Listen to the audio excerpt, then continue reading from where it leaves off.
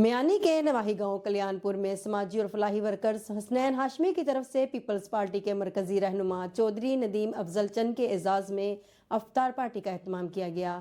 مزید جانتے ہیں اقبال بھرتانہ کی رپورٹ میں۔